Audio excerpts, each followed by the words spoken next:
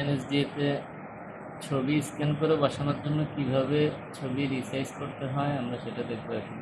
ছবিতে গিয়ে এডিটে যাব, এডিটে গিয়ে যে এখানে রিসাইজ রিসাইজ অপশনটা আছে, রিসাইজ অপশনে আমরা ক্লিক করব।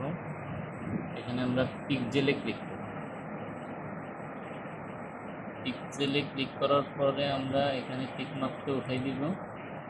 এখানে আমরা দিব 300,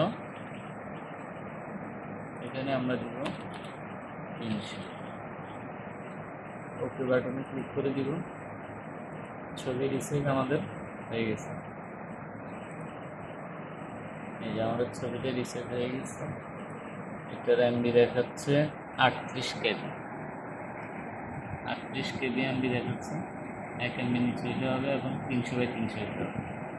এই হচ্ছে এনএসডিতে একটা ছবি রিসাইজ করার পদ্ধতি।